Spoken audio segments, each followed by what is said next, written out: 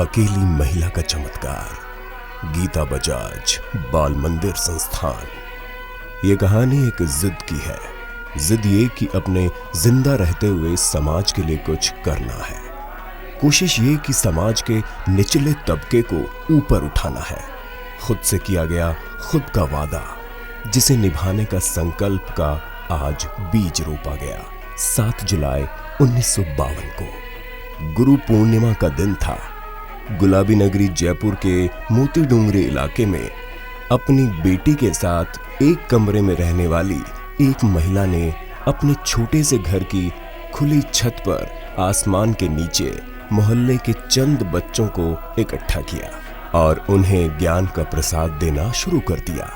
ज्ञान को फैलाना और अशिक्षित को शिक्षित करना नर सेवा है, जिससे नारायण जरूर प्रसन्न होते हैं।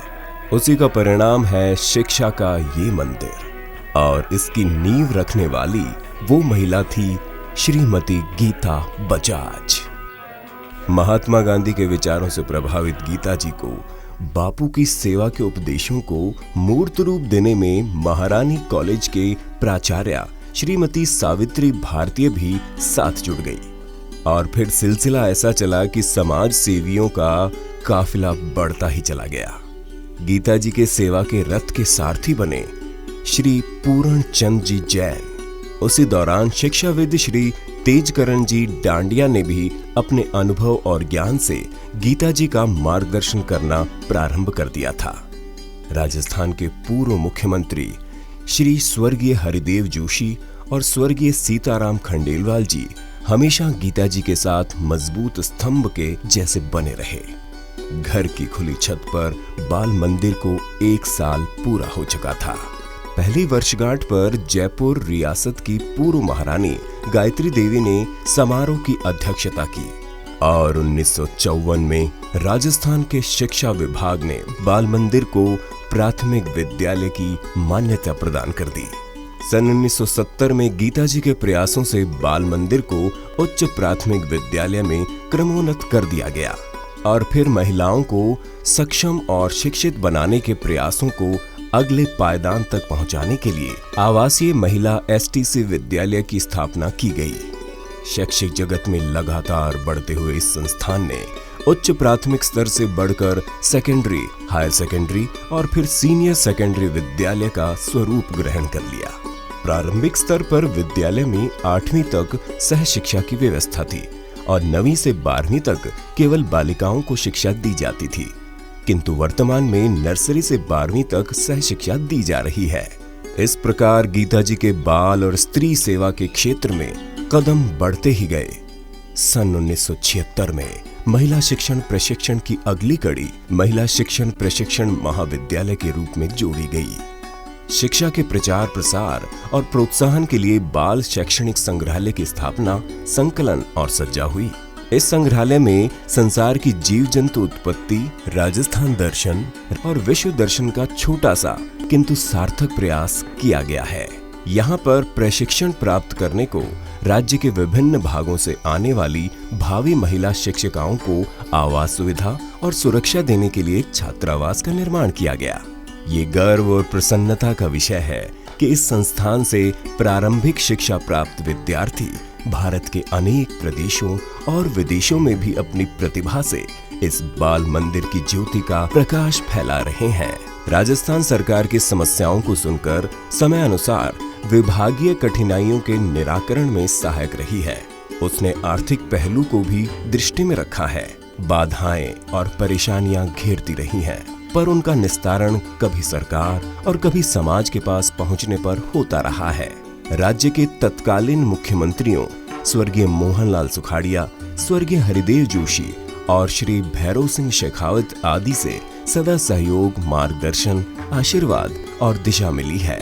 श्रम, स्वदेशी और स्वावलंबन बाल मनोहार के मूल मंत्र हैं। इन सिद्धांतों का दृढ़ता पूर्वक विचारों और कार्यों में परिणाम किया जाता रहा है।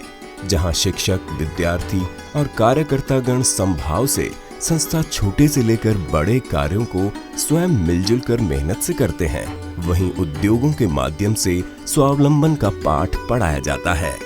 हिंदी माध्यम भारतीयता की भावना जीवंत रखता है और यहाँ पर आधुनिकतम कंप्यूटर तकनीक की कक्षाएं भी हैं। विद्यालय में निर्धन तथा साधनहीन छात्र छात्राओं की संख्या अधिक है, जिन्हें आधुनिकतम शैक्षिक साधनों के माध्यम से शिक्षित करने का प्रयास किया जाता है। सुदूर गांवों और ढाणियों से प्रशिक्षण प्राप्त करने आने वाली छात्र अध्यापिकाएं बहुमुखी योग्यता प्राप्त कर यहाँ से लौटती हैं। बाल मंदिर संस्थान की संस्थापिका और पूरे मंदिर परिवार की प्यारी दीदी आज इस संसार में नहीं है। बच्चों, महिलाओं और समाज की इस अमूल्य सेवा के बदले उस मनीषी और त्यागमयी महिला ने कभी कुछ नहीं लिया। उनकी निस्वार्थ सेवा का एक जीता जागता स्मारक है ये संस्थान। उनके सभी निकटतम जानते हैं कि गीता जी जीवन भर इसी संस्था को अपना परिवार, अपना सब कुछ मानती रही। इसे सदा दिया ही, इससे कुछ लिया नहीं। वर्ष में औसतन 15-20 दिन बीमारी के कारण अस्पताल के कमरों में रहते हुए भी उनके दिलो दिमाग में ये बाल मंदिर ही रचा बसा रहता था। इसीलिए उनके स्वर्गवास के बाद बाल मंदिर परिवार ने अपने संस्थान और जुड़ी हुई तीनों संस्थाओं का नामकरण उनके नाम पर करके अपनी विनम्र श्रद्धांजलि अर्पित की। गीता बजाज बाल मंदिर संस्थान उस महान समाजसेवी और स्वाधीनता सेनानी गीता बजाज द्वारा प्रज्वलित ऐसा दिया है जिसकी लौ आने वाले समय में सदा इसी प्रकार शिक्षा की ज्योति जगाए रखेगी। दिए तो खूब जले जिंदगी के दामन में, तेरे दिए से मगर मिली रोशनी जमाने को।